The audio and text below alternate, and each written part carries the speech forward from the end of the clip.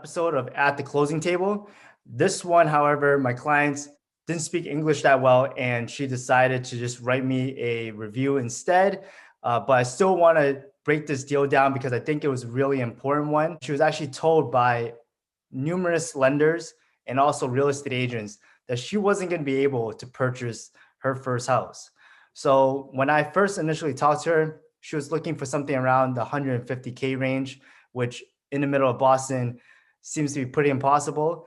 But then I got her to talk to David Johnson from Bank of England, and we were able to get her pre-approved for close to 200K. And then we started looking at properties, and we actually narrowed one down that was actually very close to Boston. It was actually in Everett, in a big apartment complex. Ended up finding her a one-bedroom condo, and we got an offer accepted for $185,000. Now, when we were putting this deal together, I was talking with the list agent, and she was very worried because she had deals prior fall through because of financing. Said that this building was very tricky with the amount of investors that were involved, and that FHA was definitely not going to pass, and that even some conventional loans weren't going to pass, and that we need a very diligent loan officer to really figure this one out and get this deal done. So she even went along and offered me someone that has done deals in that building prior, but I was really confident in, David and what we've done so far to help our clients get to the point that they were at. So we ended up getting the offers accepted, and then we started moving along. So the special guest for this episode, I actually have David Johnson. Thanks for having me. No, this was definitely a really sweet one, especially because our client, got rejected by so many places, and it's very easy to get overwhelmed and be like, oh well, I can't afford anything. So I think that with us, our big things was just having a game plan right out of the gate. Figuring out why she wasn't being approved by these companies, nailing down all aspects of her credentials, and also for each property, just making sure we dove in to what those property credentials are, how they compare to other ones, just making sure we were good on all ends before putting in an offer.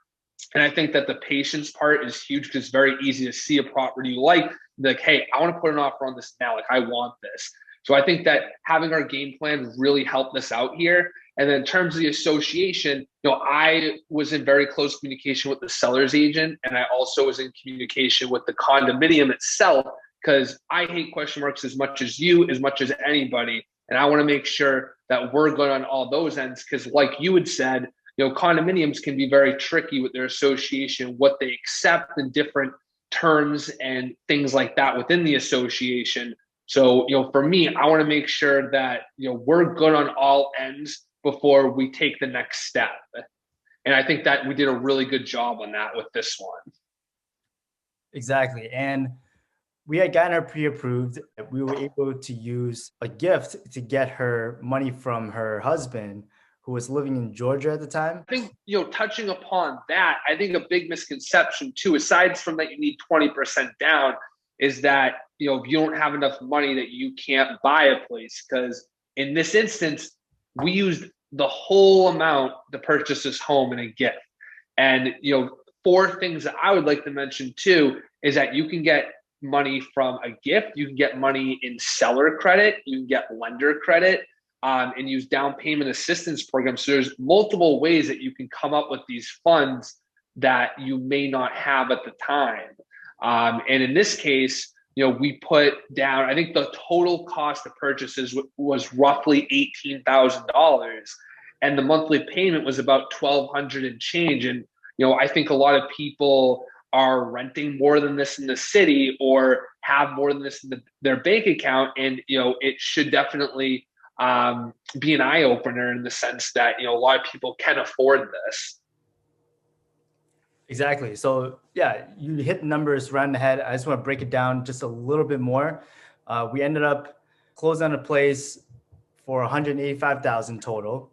She ended up financing $172,050.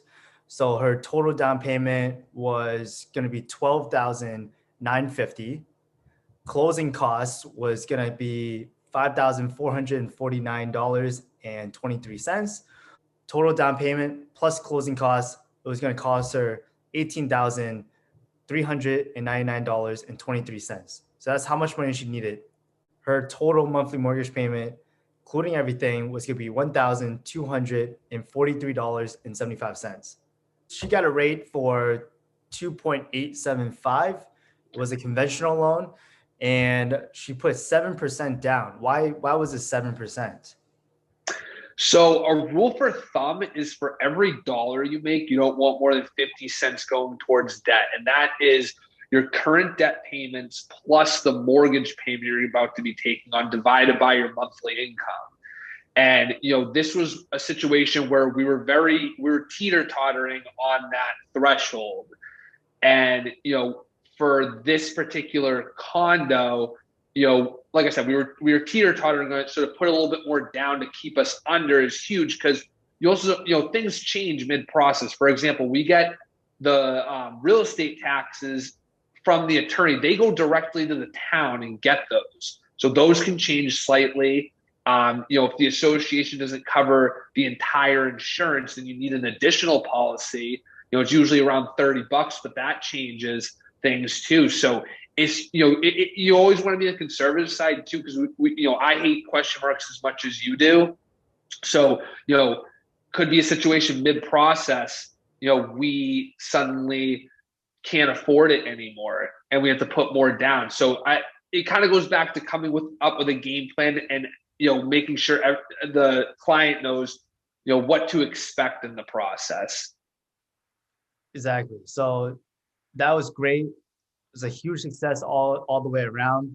And we were in constant communication. So it was great that she trusted me to take my recommendation to use you as a lender. She also, I'm going to talk about the other half of the deal as well. She trusted my recommendations on using Tom from MKC, who came by when it was freezing cold, and he's up in the roof of this apartment complex doing an inspection, breaking down the entire complex, which was great. And she loved that experience. She told me afterwards. And I think she mentioned it in the review as well. And then also she trusted my recommendation on using Christina Lagana from Touchstone Escrow and Closing. And I know that her and you were working very closely together. How was your experience with her?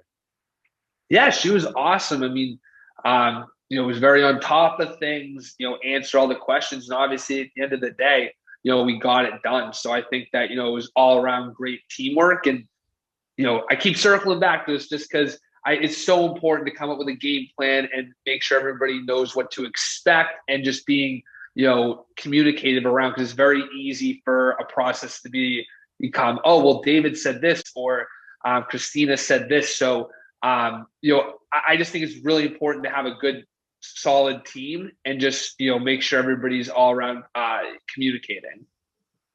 Exactly, guys. So if you're looking to purchase your first house, hit me up, 617-888-2542. Hit up David.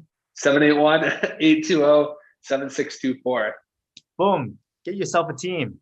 All right. Thanks, David.